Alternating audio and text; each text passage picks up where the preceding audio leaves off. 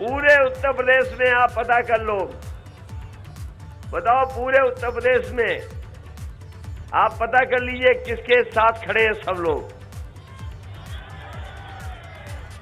पूरा पहला चरण, दूसरा चरण और तीसरा चरण आप देख लो कहां खड़े हैं सब लोग।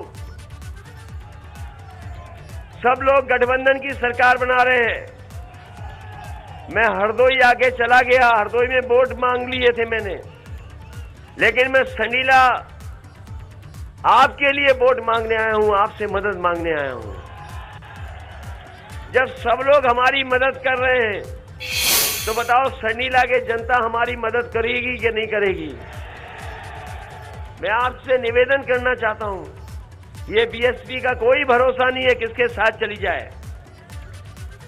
हम लोग बहुमत की सरकार बना रहे हैं और पहले दूसरे चरण में ही शतक लगा दिया है और तीसरे चौथे में दूसरा शतक लग जाएगा और बाकी जितने चरण बचेंगे उसमें समाजवादी पार्टी और गठबंधन ऐतिहासिक जीत जीतने जा रही है।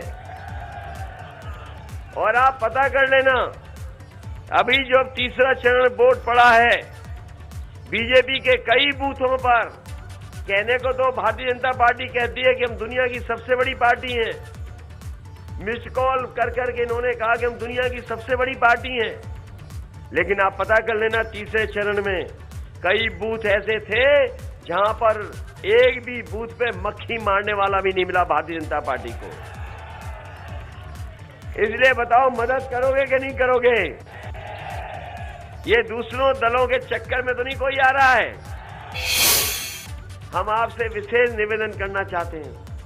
मैंने शुरू में ही कहा कि जनता ने जिनकी खड़ी कर दी खटिया, उनके बयान है घटिया।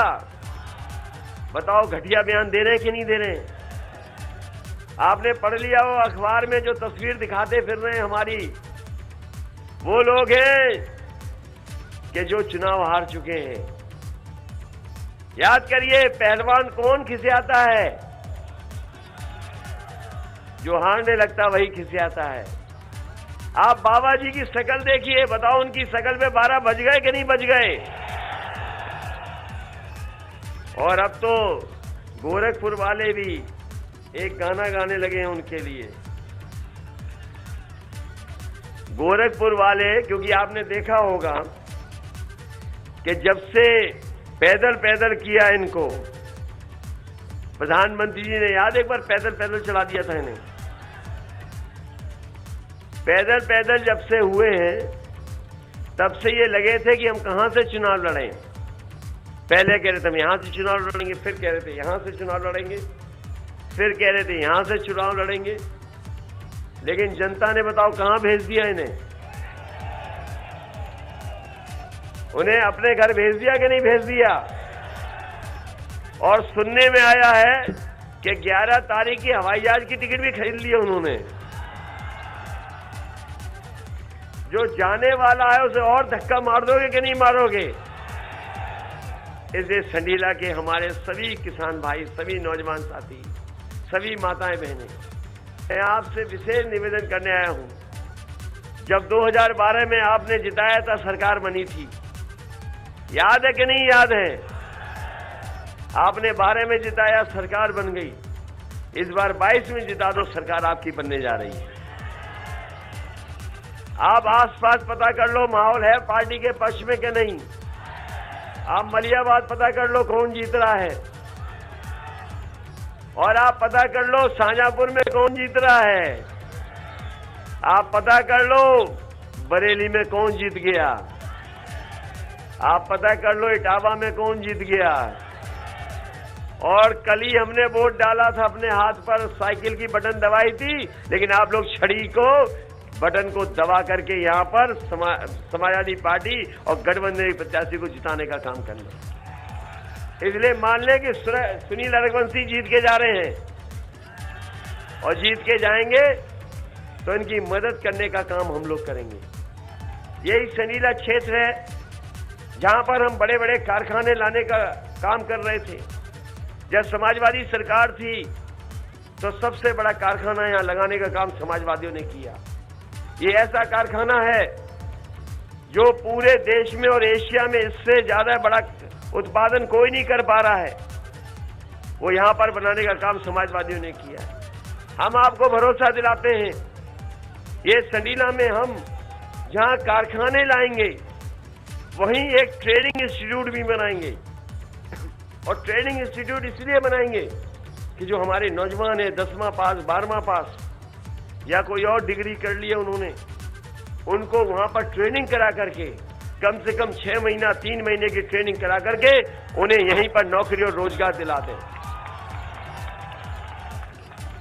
और इसलिए हम कह रहे हैं कि इधर चीजें बदली हैं, इधर चीजें बदल गई हैं। हमारे नौजवान जानते होंगे कि चीजें बदल चुकी हैं। आज मोबाइल से सब जानकारी हासिल है, तमाम लोग इसके माध्यम से कारोबार कर रहे हैं, बहुत सारे उद्योग इससे लाभ उठा रहे हैं। आज हर चीज मोबाइल पे चली जा रही है और मोबाइल के माध्यम से हम सूचना हासिल कर ले रहे हैं। इसलिए समाजवादी पार्टी ने तय किया, और पहले भी किया था समाजवादियों ने, आप लखनऊ में जाकर के देख लें, SCL का सबसे बड़ा ट्रेनिंग इंस्टीट्यूट लेकर के आए। वहां पर बड़े बड़े जो पढ़े लिखे हैं, जो लाखों लाख महीने की नौकरी पाते हैं, वो आज वहां लखनऊ में ट्रेनिंग कर करके औरों को ट्रेनिंग दे करके रोजगार दे रहे हैं। इसलिए IT के क्षेत्र में जो बदलाव आया है, काम करने के क्षेत्र में जो बदलाव आया है, इधर लैपटॉप मोबाइल चीजें बदल गई हैं। इसलिए समाजवादी पार्टी ने तय किया है कि नौजवानों को अच्छे रोजगार के लिए अगर हमें 22 लाख नौजवानों को IT से के सेक्टर में नौकरी देनी पड़ेगी, तो अपने नौजवानों को भविष्य को बेहतर करने के लिए 22 लाख कंप्यूटर से जुड़ी रोजगार नौजवानों को दिलाने का काम करेंगे। क्योंकि पढ़ाई के बाद ट्रेनिंग जरूरत है। पढ़ाई के बाद अगर ट्रेनिंग नहीं करोगे तो रोजगार नहीं मिलेगा। आज के जमाने में हम कितनी भी अच्छी पढ़ाई कर लें, लेकिन अगर हम ट्रेनिंग अच्छी नहीं करेंगे तो हमें रोजगार नहीं मिलेगा। इसलिए संडीला इंडस्ट्रियल एरिया को और बड़ा कर करके और कारखाने उद्योग लाने का काम करेंगे, और साथ ही साथ एक ट्रेनिंग इंस्टीट्यूट बनाएंगे कि अगर हमारे बच्चे ट्रेनिंग कर लें और फैक्ट्री के लोगों को कैसी नौकरी की जरूरत है उसी तरह की ट्रेनिंग दे करके उन फैक्ट्री में उनको नौकरी और रोजगार मिल जाए, उस दिशा में समाजवादी लोग काम करें।